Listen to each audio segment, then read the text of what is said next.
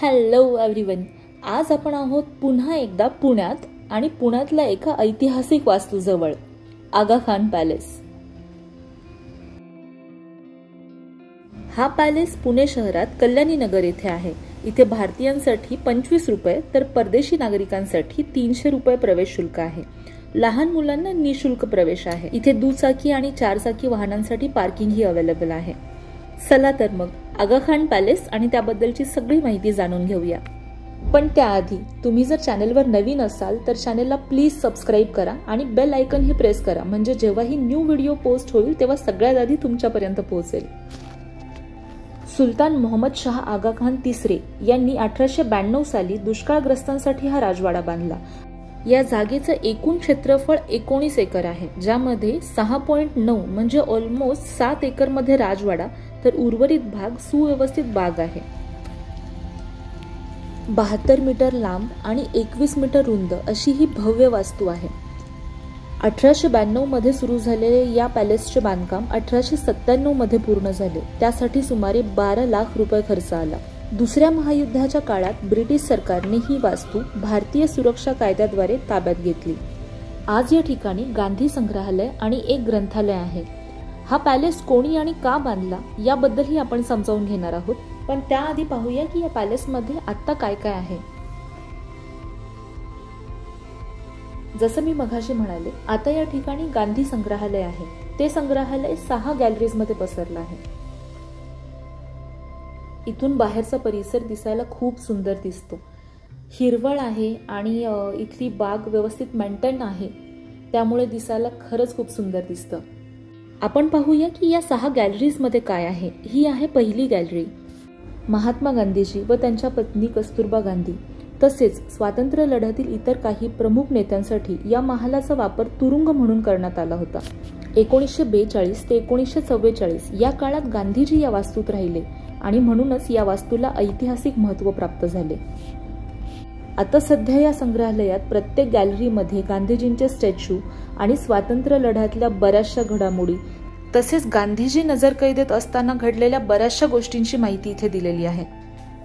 ज्यांना हिस्ट्रीमध्ये इंटरेस्ट आहे, भारताच्या इतिहासात इंटरेस्ट आहे, त्यांनी या वास्तूला नक्की भेट द्यावी. ही आहे दुसरी गॅलरी. श्रीमती मीराबेन आणि प्रभावती नारायण यांना नजरकैदेत असताना इथे ठेवण्यात आलं होतं. एंटर केल्यावर आपल्याला समोरच महात्मा गांधीजींचा एका लहान मुलाबरोबरचा स्टॅच्यू पाहायला मिळतो. तसेच महात्मा गांधीजींचे स्वीय सहाय्यक महादेवबाई देसाई यांचाही एक स्टॅच्यू पाहायला मिळतो.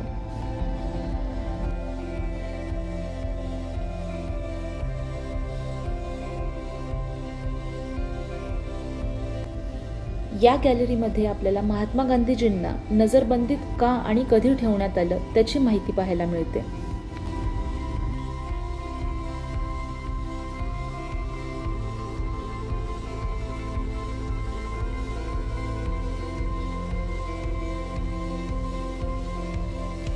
ही आहे तिसरी गॅलरी, जिथे सरोजिनी नायडू यांना कैद करण्यात आलं होतं.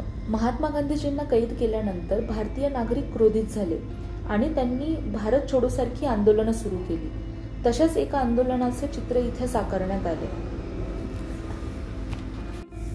याशिवाय त्या काळात काही स्वातंत्र्य सेनांनी एक गुप्त रेडिओ चालवला होता. त्याबद्दलची माहिती आपल्याला या गॅलरीत पाहायला मिळते.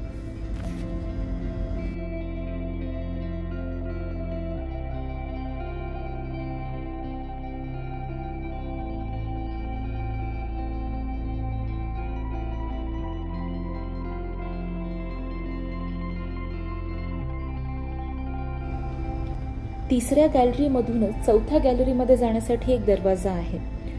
महात्मा गांधीजींनी 10 फेब्रुवारी 1943 ते 2 मार्च 1943 पर्यंत म्हणजेच 21 दिवस उपवास केला होता. उपोषण काळात काहीतरी वाचन करत असतानाचा महात्मा गांधीजींचा स्टॅच्यू इथे साकारण्यात आला.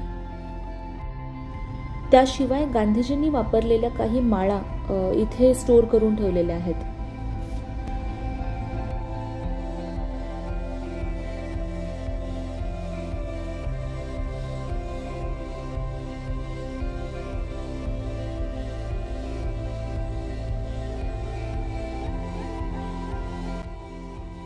ही आहे 5वी गॅलरी, जिथे महात्मा गांधीजी आणि त्यांच्या पत्नी कस्तुरबा गांधीजी यांना कैद करून ठेवण्यात आलं होतं। इथे आतमध्ये जायला अलाउ नाहीये, कारण गांधीजींनी वापरलेल्या बऱ्याचशा त्यांच्या वैयक्तिक वस्तू इथे स्टोअर केलेल्या आहेत।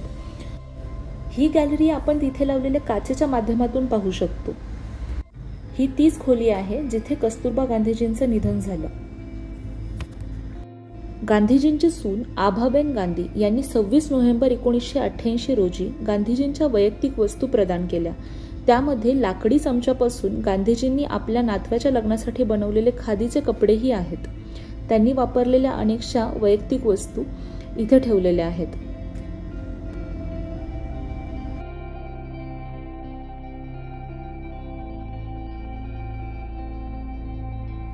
ही आहे 6वी आणि शेवटची गॅलरी, जिथे डॉक्टर MD गिल्डर आणि प्यारेलाल नय्यर यांना कैद करण्यात आलं होतं। आता या ठिकाणी कस्तुरबा गांधीजींबद्दलची माहिती आहे। त्यांच्या निधनानंतरची गांधीजींची मूर्ती इथे साकारण्यात आलेली आहे। तसेच कस्तुरबा गांधीजींची लोकप्रियता किती आणि का होती याबद्दलची माहिती इथे आहे।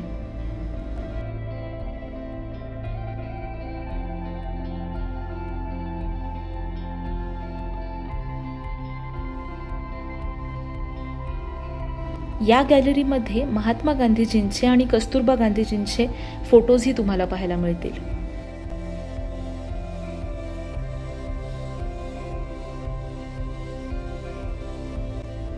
इथून बाहेर आल्यानंतर डाव्या बाजूला खाली उतरण्यासाठी पायऱ्या आहेत आणि समोर आहे सरोजिनी ग्रंथालय। ग्रंथालयामध्येही महात्मा गांधीजी आणि कस्तुरबा गांधीजी यांचे फोटोज आहेत।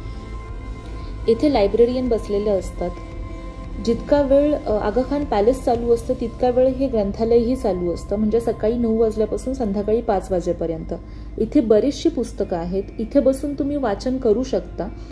वाचन करण्यासाठी इथे कोणतेही वेगळे शुल्क आकारले जात नाही।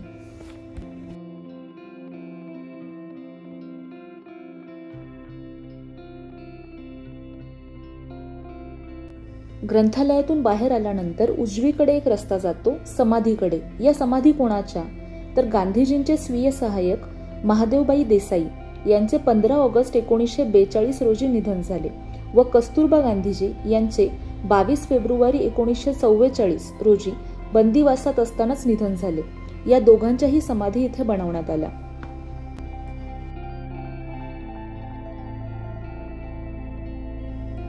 हा रस्ता समाधीकडे जातो। गांधीजीही याच रस्त्यावरून समाधीकडे जात असत।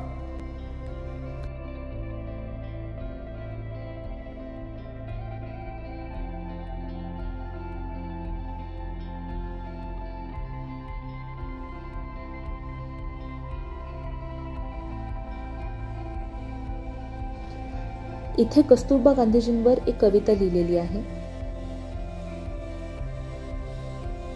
आणि हे आहे स्मारक। महादेवबाई देसाई आणि कस्तुरबा गांधीजी यांची स्मारक इथे बांधण्यात आली।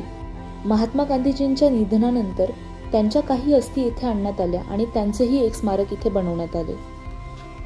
त्यामुळे तुम्हाला इथे 3 स्मारकं पाहायला मिळतील।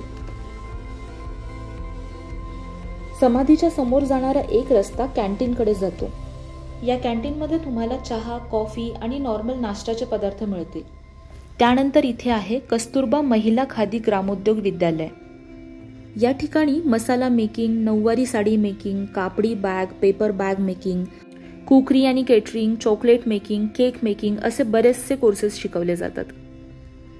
तसेच इथे खादी कपड्यांची विक्रीही केली जाते। तर अशा प्रकारे हा आगा खान पॅलेस आतमधून कसा आहे आणि तिथलं संग्रहालय नक्की काय आहे याची माहिती तर आपण पाहिली, पण हा पॅलेस नक्की कोणी आणि का बनवला, तर सुलतान मोहम्मद शाह यांच्या पूर्वजांना पर्शियाच्या राजाने आगा खान हा किताब दिला होता। सुलतान मोहम्मद शाह आगा खान तिसरे यांनी 1890च्या सुमारास पुणे नगर रस्त्यावर जागा खरेदी केली। त्यावेळी पुण्यात दुष्काळ पडला होता आणि लोकांना रोजगार मिळावा म्हणून या इमारतीचे बांधकाम सुरू केले। पूर्वी या इमारतीला येरवडा पॅलेस म्हणूनही ओळखलं जात असे। तर तुम्हाला हे ठिकाण आवडलं का हे कॉमेंट्सद्वारे नक्की कळवा। व्हिडिओ आवडला असल्यास लाईक आणि शेअर करा। चॅनलवर नवीन असाल तर प्लीज सबस्क्राईब करा आणि बेल आयकन प्रेस करायला विसरू नका। थँक्यू.